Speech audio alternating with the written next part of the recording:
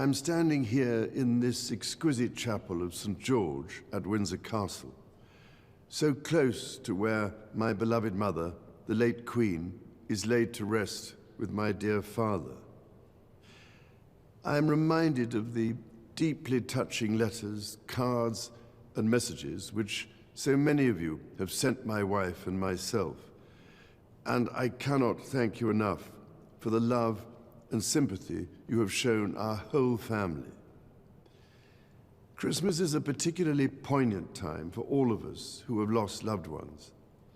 We feel their absence at every familiar turn of the season and remember them in each cherished tradition. In the much-loved carol, O Little Town of Bethlehem, we sing of how in thy dark street shineth the everlasting light. My mother's belief in the power of that light was an essential part of her faith in God, but also her faith in people, and it is one which I share with my whole heart. It is a belief in the extraordinary ability of each person to touch with goodness and compassion the lives of others and to shine a light in the world around them. This is the essence of our community and the very foundation of our society. We see it in the selfless dedication of our armed forces and emergency services, who work tirelessly to keep us all safe, and who perform so magnificently as we mourn the passing of our late Queen. We see it in our health and social care professionals, our teachers, and indeed all those working in public service, whose skill and commitment are at the heart of our communities. And at this time of great anxiety and hardship, be it for those around the world facing conflict, famine, or natural disaster, or for those at home finding ways to pay their bills and keep their families fed and warm, we see it in the humanity of people throughout our nations and the Commonwealth who so readily respond to the plight of others.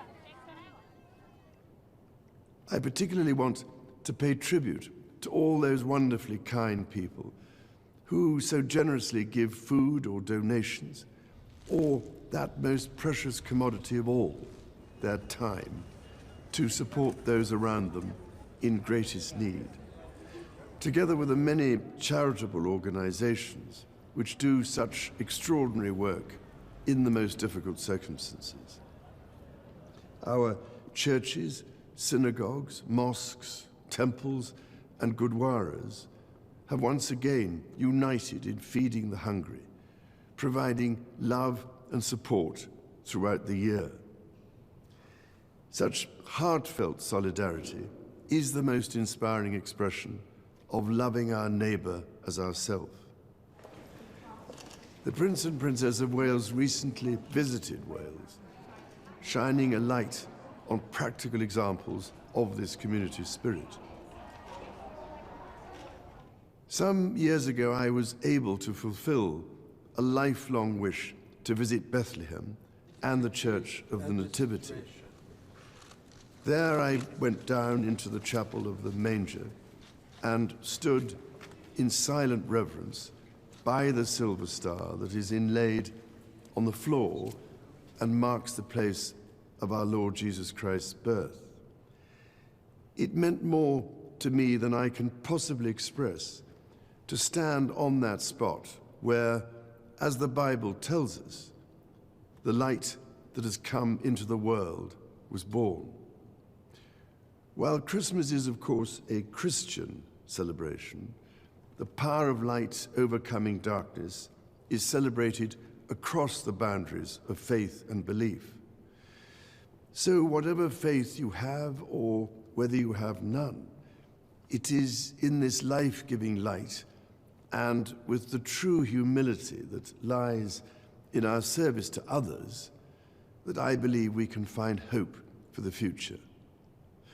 Let us therefore celebrate it together and cherish it always. With all my heart, I wish each of you a Christmas of peace, happiness, and everlasting light.